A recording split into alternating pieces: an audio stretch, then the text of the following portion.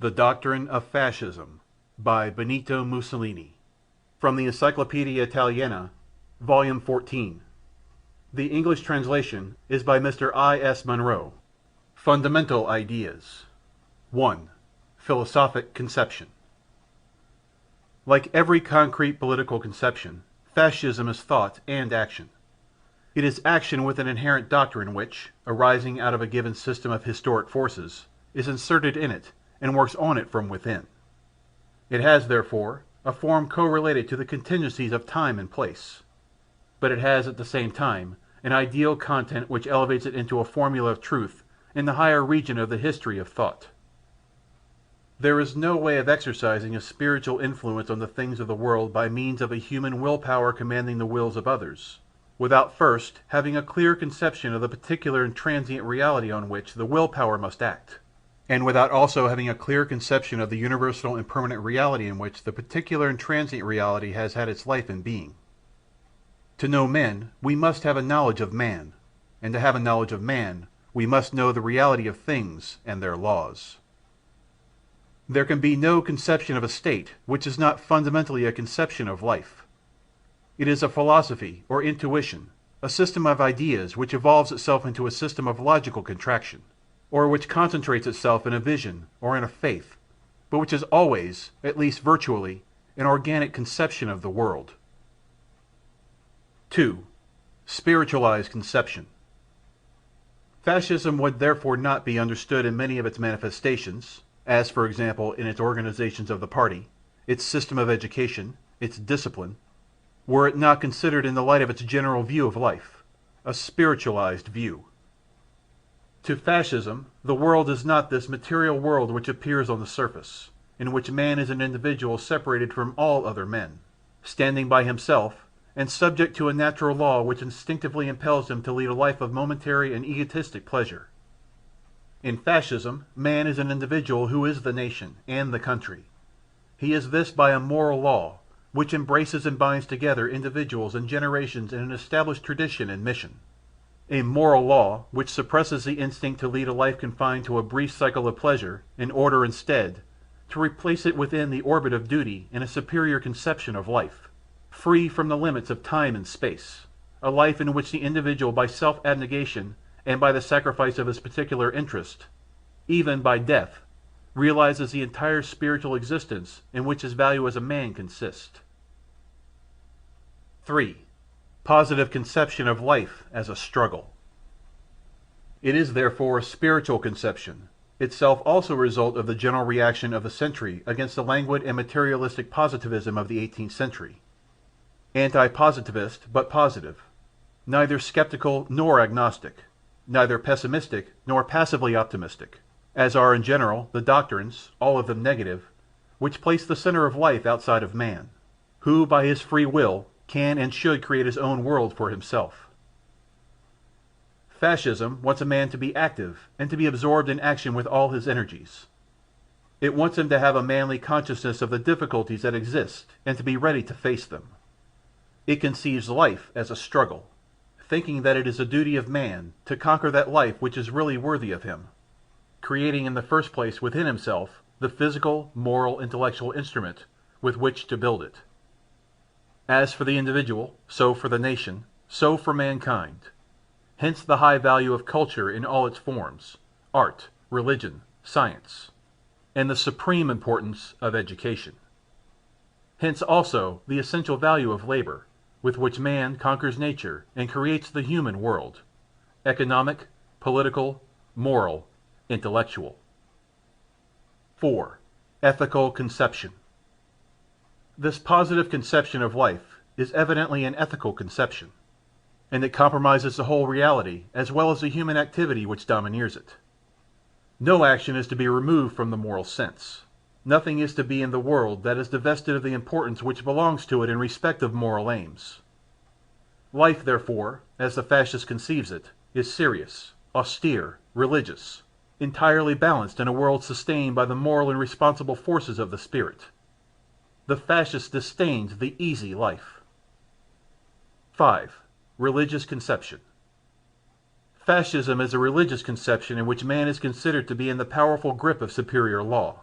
with an objective will which transcends a particular individual and elevates him into a fully conscious member of a spiritual society. Anyone who has stopped short at the mere consideration of opportunism in the religious policy of the fascist regime has failed to understand that fascism, besides being a system of government, is also a system of thought. 6. Historical and realist conception. Fascism is a historical conception in which man could not be what he is without being a factor in the spiritual process to which he contributes, either in the family sphere or in the social sphere, in the nation or in history in general to which all nations contribute. Hence is derived the great importance of tradition in the records, language, customs, and rules of human society. Man without a part in history is nothing. For this reason, Fascism is opposed to all the abstractions of an individualistic character based upon materialism typical of the 18th century, and it is opposed to all the Jacobin innovations and utopias. It does not believe in the possibility of happiness on earth as conceived by the literature of the economist of the 17th century. It therefore spurns all the teleological conceptions of final causes through which, at a given period of history, a final systemization of the human race would take place. Such theories only mean placing oneself outside real history and life, which is a continual ebb and flow and process of realizations. Politically speaking, Fascism aims at being a realistic doctrine. In its practice, it aspires to solve only the problems which present themselves of their own accord in the process of history, and which of themselves find or suggest their own solution. To have the effect of action among men, it is necessary to enter into the process of reality and to master the forces actually at work. 7. The individual and liberty. Anti-individualistic, the fascist conception is for the state. It is for the individual only insofar as he coincides with the state, universal consciousness, and will of man in his historic existence. It is opposed to the classic liberalism which arose out of the need of reaction against absolutism, and had accomplished its mission in history when the state itself had become transformed into popular will and consciousness. Liberalism denied the state in the interest of the particular individual. Fascism reaffirms the state as the only true expression of the individual. And if liberty is to be the attribute of the real man, and not of the scarecrow invented by the individualistic liberalism, then Fascism is for liberty. It is for the only kind of liberty that is serious, the liberty of the state, and of the individual in the state. Because for the fascist, all is comprised in the state, and nothing spiritual or human exists, much less has any value, outside the state. In this respect, Fascism is a totalizing concept, and the fascist state, the unification and synthesis of every value, interprets, develops, and potentates the whole life of the people. 8. Conception of a corporate state. No individuals or groups, political parties, associations, labor unions, classes outside the state. For this reason, Fascism is opposed to socialism, which clings rigidly to class war in the historic evolution and ignores the unity of the state, which molds the classes into a single moral and economic reality. In the same way, Fascism is opposed to the unions of the laboring classes. But within the orbit of the state, with ordinative functions, the real needs, which give rise to the socialist movement and to the forming of labor unions, are emphatically recognized by Fascism, and are given their full expression in the Corporative system, which conciliates every interest in the unity of the state. 9. Democracy. Individuals form classes according to categories of interest. They are associated according to differentiated economic activities which have a common interest. But first and foremost, they form the state. The state is not merely either the numbers or the sum of individuals forming the majority of a people. Fascism, for this reason, is opposed to the democracy which identifies people with the greatest number of individuals and reduces them to a majority level. But if people are conceived, as they should be, qualitatively and not quantitatively, then Fascism is democracy in its purest form. The qualitative conception is the most coherent and truest form, and is therefore the most moral, because it sees a people realized in the consciousness and will of the few, or even of the one only, an ideal which moves to its realization in the consciousness and will of all. By all is meant all who derive their justification as a nation, ethnically speaking, from their nature and history, and who follow the same line of spiritual formation and development as one single will and consciousness. Not as a race, nor as a geographically determined region, but as a progeny that is rather the outcome of history which perpetuates itself, a multitude unified by an idea embodied in the will to have power and to exist, conscious of itself and of its personality. 10. Conception of the state. This higher personality is truly the nation, insomuch as it is the state. The nation does not beget the state, according to the decrepit nationalistic concept which was used as a basis for the publicists of the national states in the 19th century. On the contrary, the nation is created by the state, which gives the people, conscious of their own moral unity, the will, and thereby an effective existence. The right of a nation to its independence is derived not from a literary and ideal consciousness of its own existence, much less from a de facto situation more or less inert and unconscious, but from an active consciousness, from an active political will disposed to demonstrate its right, that is to say, a kind of state already in its pride, in fere. The state, in fact, as a universal ethical will, is the creator of right. 11. Dynamic reality. The nation, as a state, is an ethical reality which exists and lives in measure as it develops. A standstill is its death. Therefore, the state is not only the authority which governs and which gives the forms of law, and the worth of the spiritual life to the individual wills, but it is also the power which gives effect to its will in foreign matters, causing it to be recognized and respected by demonstrating through facts the universality of all the manifestations necessary for its development. Hence it is organization as well as expansion, and it may be thereby considered, at least virtually, equal to the very nature of the human will, which in its evolution recognizes no barriers, and which realizes itself by proving its infinity. 12. The role of the state. The fascist state, the highest and most powerful form of personality, is a force, but a spiritual one. It reassumes all the forms of the moral and intellectual life of man. It cannot, therefore, be limited to a simple function of order and of safeguarding, as was contended by liberalism. It is not a simple mechanism which limits the sphere of the presumed individual liberties. It is an internal form and rule, a discipline of the entire person. It penetrates the will as well as the intelligence.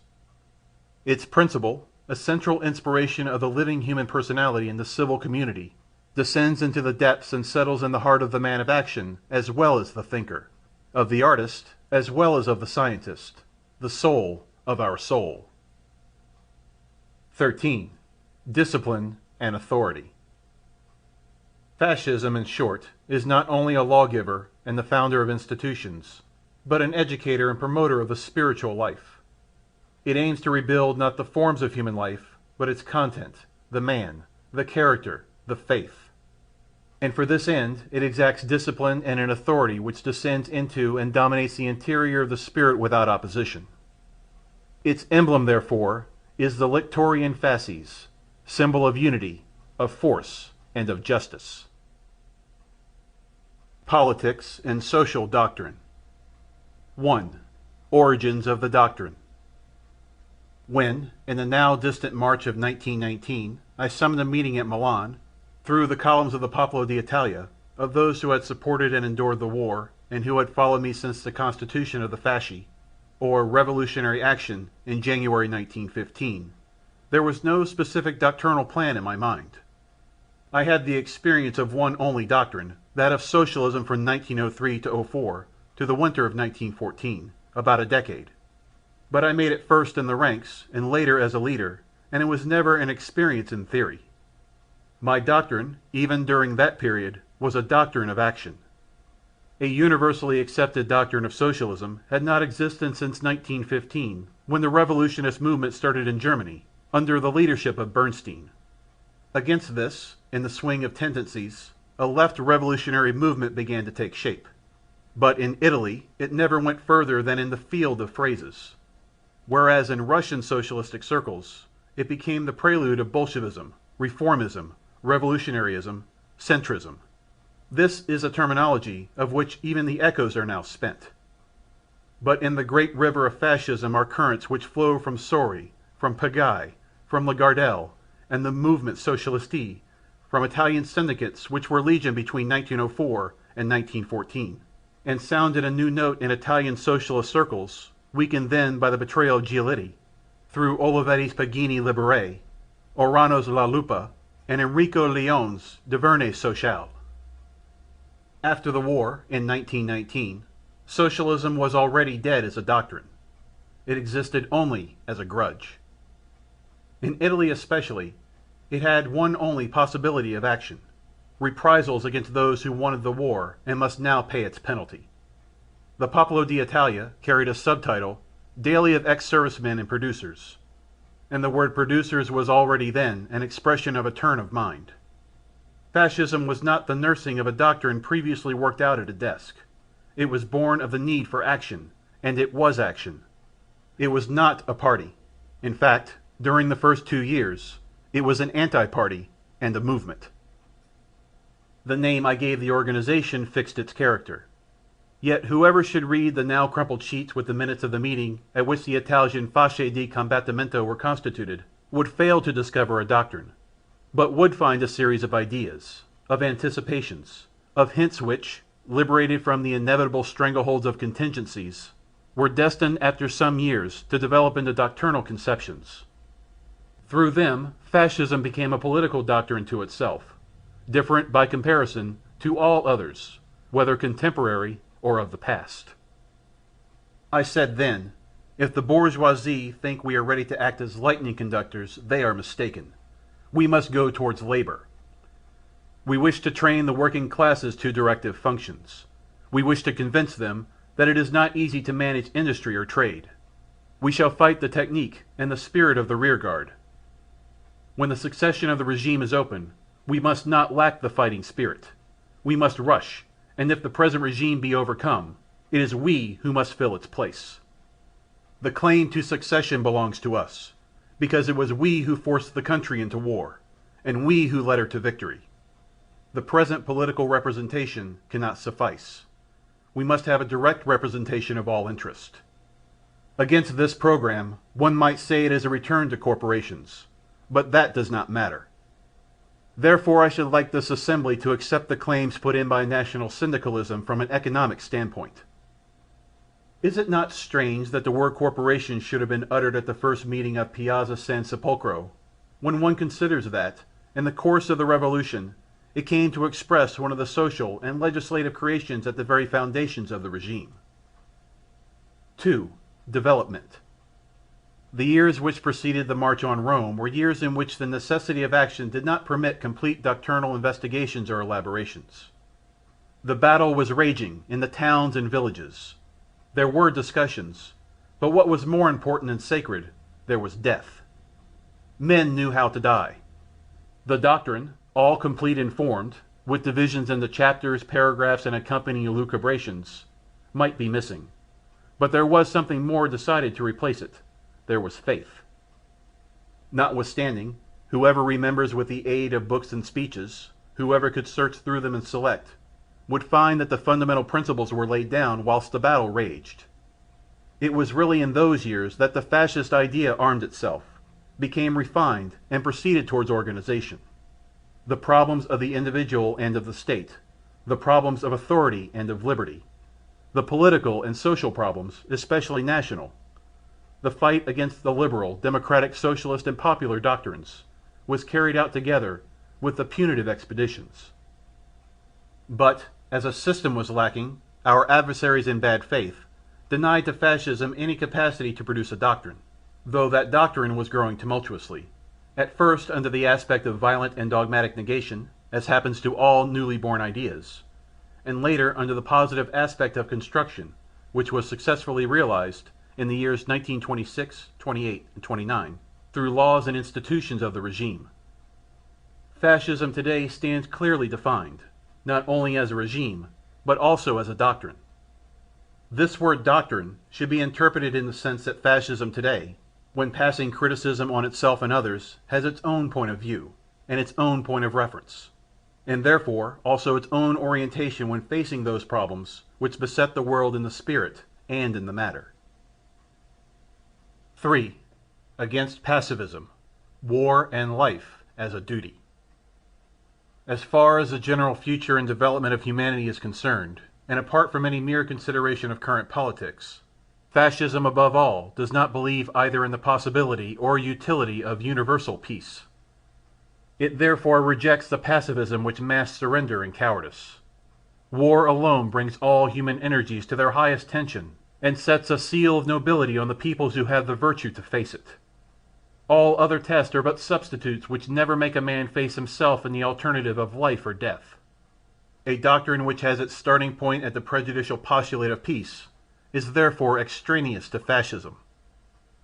In the same way, all international creations, which as history demonstrates can be blown to the winds when sentimental, ideal, and practical elements storm the heart of a people, are also extraneous to the spirit of fascism, even if such international creations are accepted for whatever utility they may have in any determined political situation.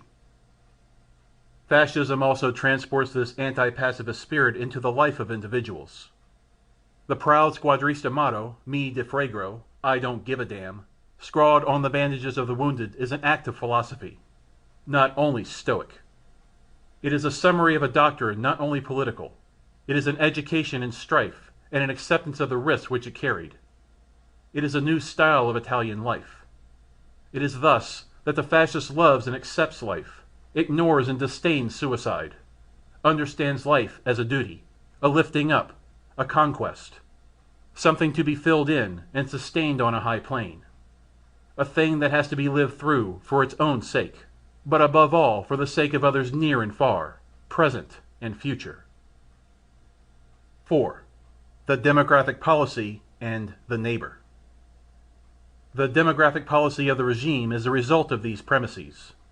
The fascist also loves his neighbor, but neighbor is not for him a vague and undefinable word. Love for his neighbor does not prevent necessary educational severities. Fascism rejects professions of universal affection, and though living in the community of civilized peoples, it watches them and looks at them differently.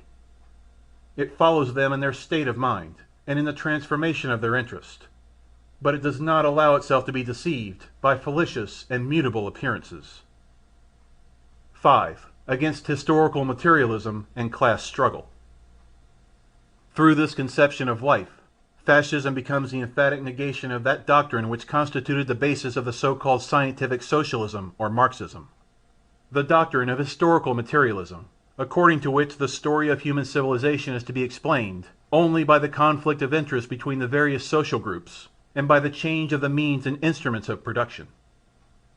That the economic vicissitudes, discovery of prime or raw materials, new methods of labor, scientific inventions, have their particular importance is denied by none, but that they suffice to explain human history, excluding other factors from it, is absurd.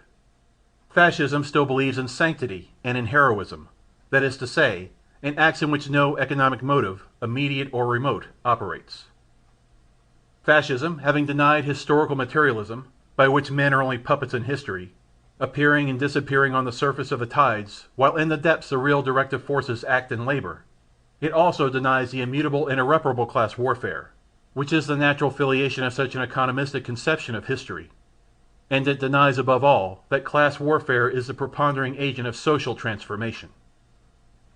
Being defeated on these two capital points of its doctrine, nothing remains of socialism save the sentimental aspirations, as old as humanity, to achieve a community of social life in which the sufferings and hardships of the humblest classes are alleviated. But here fascism repudiates the concept of an economic happiness which is to be, at a given moment in the evolution of economy, socialistically and almost automatically realized by assuring to all the maximum of well-being. Fascism denies the possibilities of the materialistic concept of happiness. It leaves that to the economist of the first half of the 17th century.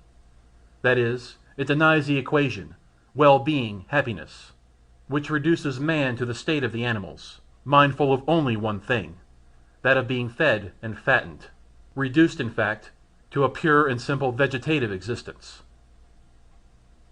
6. Against democratic ideologies. After disposing of socialism, fascism opens a breach on the whole complex of the democratic ideologies, and repudiates them in their theoretic premises as well as in their practical application or instrumentation. Fascism denies that numbers, by mere fact of being numbers, can direct human society. It denies that these numbers can govern by means of periodical consultations. It affirms also the fertilizing, beneficent, and unassailable inequality of men, who cannot be leveled through an extrinsic and mechanical process such as universal suffrage. Regimes can be called democratic which, from time to time, give the people the illusion of being sovereign, whereas the real and effective sovereignty exists in other, and often very secret and irresponsible forces. Democracy is a regime without a king, but very often with many kings, far more exclusive, tyrannical, and ruinous than a single king, even if he be a tyrant. This explains why fascism, which, for contingent reasons, had assumed a republican tendency before 1922, renounced it previous to the March on Rome, with the conviction that the political constitution of a state is not nowadays a supreme question, and that, if the examples of the past and present monarchies and past and present republics are studied, the result is that neither monarchies nor republics are to be judged under the assumption of eternity, but that they merely represent forms in which the extrinsic political evolution takes shape, as well as the history, the tradition, and the psychology of a given country. Consequently, fascism glides over the antithesis between monarchy and republic, on which democraticism wasted time, blaming the former for all social shortcomings, and extolling the latter as a regime of perfection. We have now seen that there are republics which may be profoundly absolutist and reactionary, and monarchies which welcome the most venturesome social and political experiments. 7. Untruths of democracy. Reason and science, says Renan, who had certain pre-fascist enlightenments in one of his philosophical meditations, are products of mankind, but to seek reason directly for the people and through the people is a chimera. It is not necessary for the existence of reason that everybody should know it. In any case, if this initiation were to be brought about, it could not be through low-class democracy, which seems to lead rather to the extinction of every other culture and of every great discipline. The principle that society exists only for the welfare and liberty of individuals composing it does not seem to conform with the plans of nature, plans in which the species only is taken into consideration and the individual appears sacrificed. It is strongly to be feared that the last word of democracy thus understood, I hasten to add that it can also be differently understood, would be a social state in which a degenerated mass would have no preoccupation other than that of enjoying the ignoble pleasures of the vulgar person. Thus Renan. In democracy, fascism rejects the absurd conventional falsehood of political equity, the habit of collective responsibility, and the myth of indefinite progress and happiness. But if there be a different understanding of democracy, if, in other words, democracy can also signify to not push the people back as far as the margins of the state, then fascism may well have been defined by the present writer as an organized, centralized, authoritarian democracy. 8. Against liberal doctrines. As regards the liberal doctrines, the attitude of fascism is one of absolute opposition both in the political and in the economic field. There is no need to exaggerate the importance of liberalism in the last century simply for the sake of present-day polemics, and to transform one of the numerous doctrines unfolded in that last century into a religion of humanity for all times, present and future. Liberalism did not flourish for more than a period of 15 years. It was born in 1830, from the reaction to the Holy Alliance which attempted to set Europe back to the period which preceded '89, and had its years of splendor in 1848, when also Pius IX was a liberal. Its decadence began immediately afterwards. If 1848 was a year of light and poesy, 1849 was a year of weakness and tragedy. The Roman Republic was killed by another republic, the French Republic. In the same year, Marx issued his famous manifesto of communism. In 1851, Napoleon III made his anti-liberal coup d'etat and reigned over France until 1870. He was overthrown by a popular movement, following one of the greatest defeats registered in history. The victor was Bismarck, who always ignored the religion of liberty and its profits. It is symptomatic that a people of high civilization like the Germans completely ignored the religion of liberty throughout the whole 19th century, with but one parenthesis, represented by that which was called the ridiculous Parliament of Frankfurt, which lasted one season.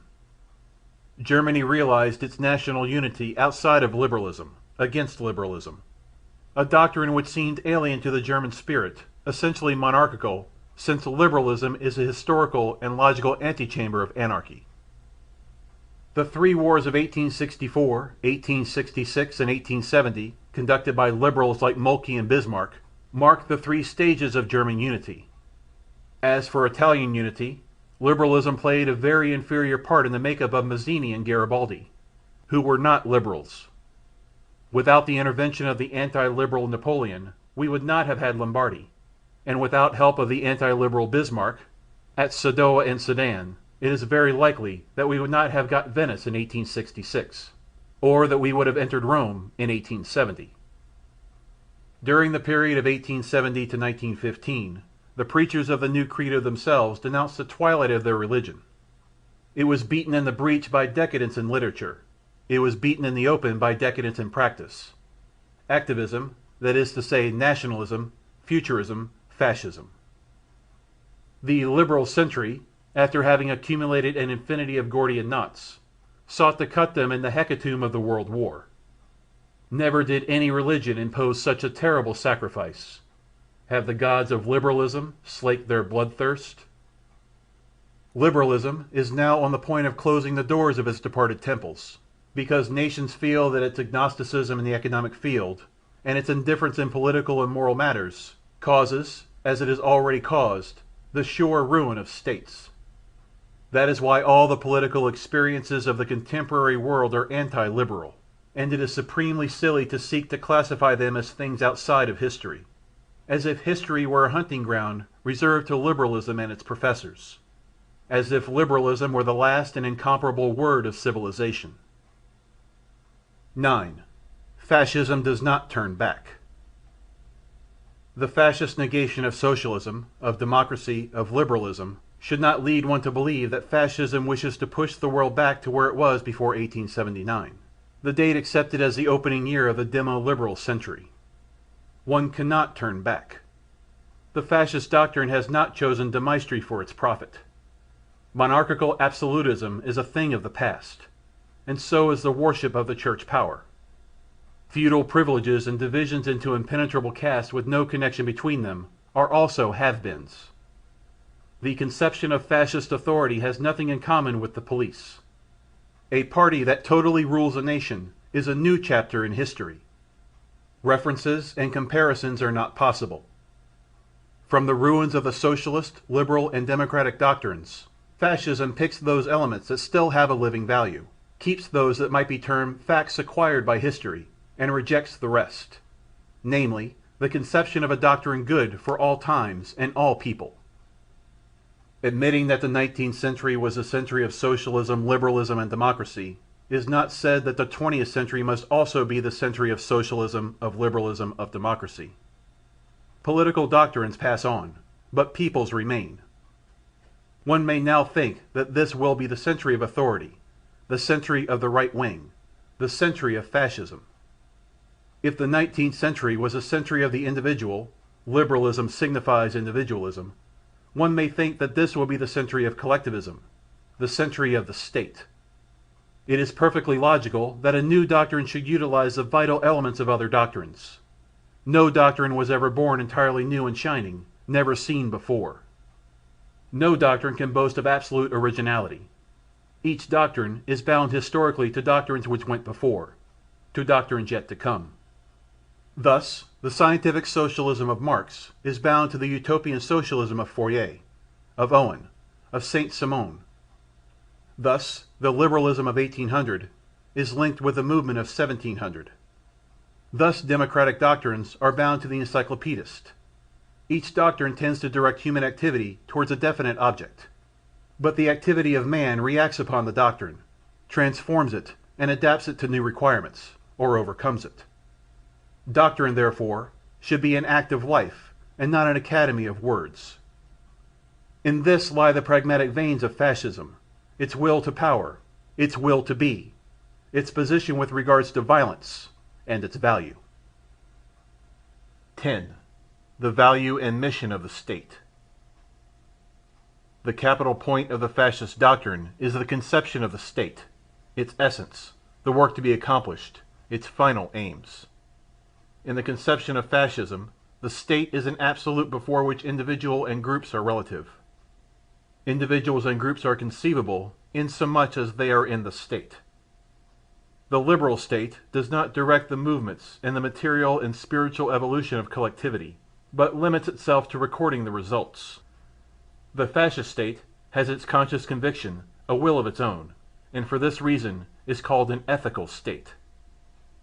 In 1929, at the first quinquennial assembly of the regime, I said, "In fascism, the state is not a night watchman, only occupied with the personal safety of the citizens, nor is it an organization with purely material aims, such as that of assuring a certain well-being and a comparatively easy social cohabitation. A board of directors would be quite sufficient to deal with this. It is not a purely political creation either, detached from the complex material realities of the life of individuals and of peoples. The state, as conceived and enacted by fascism, is a spiritual and moral fact, since it gives concrete form to the political, juridical, and economic organization of the country. Furthermore, this organization as it rises and develops is a manifestation of the spirit. The state is a safeguard of interior and exterior safety, but it is also the keeper and transmitter of the spirit of the people, as it was elaborated through the ages, in its language, customs, and beliefs. The state is not only the present, it is also the past, and above all, the future. The state, insomuch as it transcends the short limits of individual lives, represents the immanent conscience of the nation. The forms in which the state expresses itself are subject to changes, but the necessity for the state remains. It is the state which educates the citizens in civic virtues, gives them a consciousness of their mission, presses them towards unity. The state harmonizes their interests through justice, transmits to prosperity the attainments of thoughts, in science, in arts, in laws, in the solidarity of mankind. The state leads men from primitive tribal life to that highest expression of human power which is empire, links up through the centuries the names of those who died to preserve its integrity or to obey its laws, holds up the memory of the leaders who increased its territory and of the geniuses who cast the light of glory upon it, as an example for future generations to follow. When the conception of the state declines and disintegrating or centrifugal tendencies prevail, whether of individuals or groups, then the national society is about to set. 11. The unity of the state and the contradictions of capitalism. From 1929 onwards to the present day, the universal political and economical evolution has still further strengthened the doctrinal positions. The giant who rules is the state. The one who can resolve the dramatic contradictions of capital is the state. What is called the crisis cannot be resolved except by the state and in the state. Where are the ghosts of Julius Simon who, at the dawn of liberalism, proclaimed that the state must set to work to make itself useless and prepare its resignation? Of McCulloch, who, in the second half of the past century, proclaimed that the state must abstain from ruling? What would the Englishman Bentham say today to the continual and inevitably invoked intervention of the state in the sphere of economics, while, according to his theories, industry should ask no more of the state than to be left in peace? Or the German Humboldt, according to whom an idle state was the best kind of state? It is true that the second wave of liberal economists were less extreme than the first, and Adam Smith himself opened the door, if only very cautiously, to let state intervention into the economic field. If liberalism signifies the individual, then fascism signifies the state. But the fascist state is unique of its kind and is an original creation. It is not reactionary, but revolutionary, insomuch as it anticipates the solution of certain universal problems, such as those which are treated elsewhere.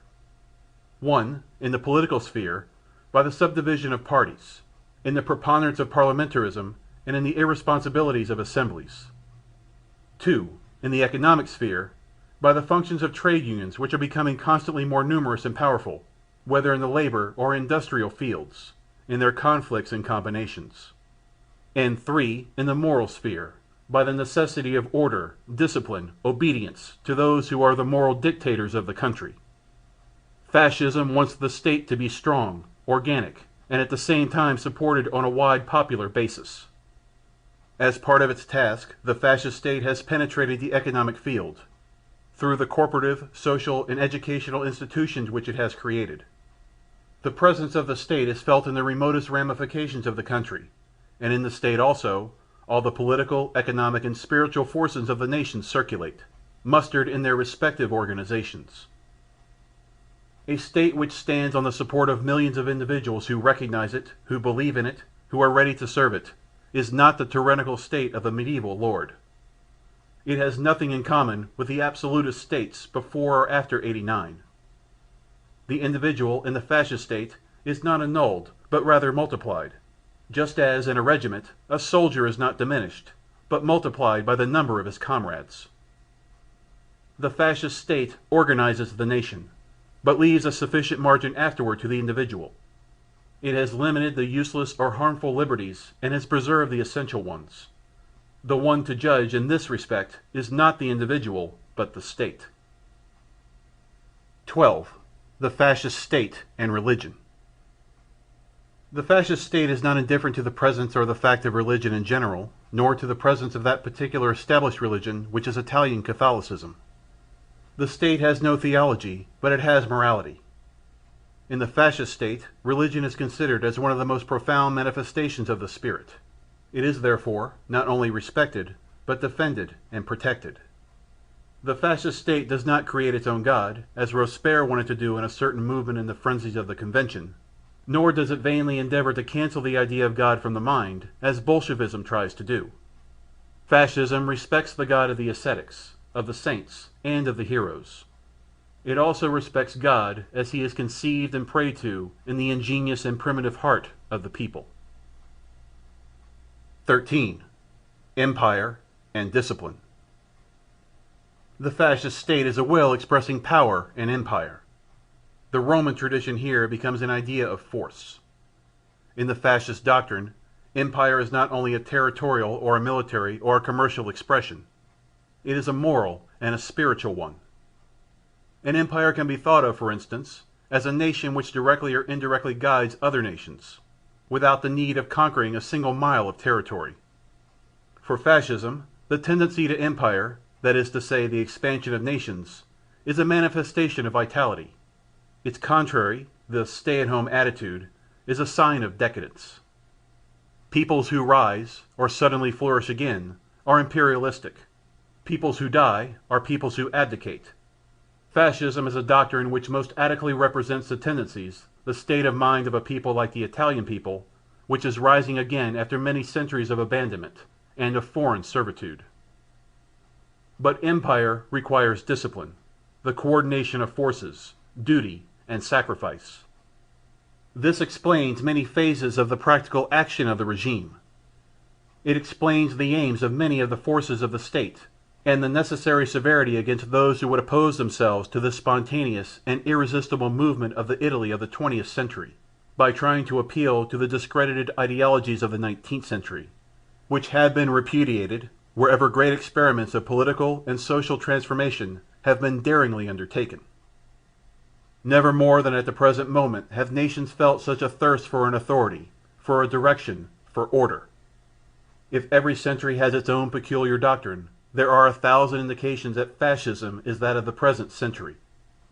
That it is a doctrine of life is shown by the fact that it has created a faith. That the faith has taken possession of the mind is demonstrated by the fact that fascism has its fallen and its martyrs. Fascism has now attained in the world a universality over all doctrines. Being realized, it represents an epoch in the history of the human mind. End of The Doctrine of Fascism by Benito Mussolini.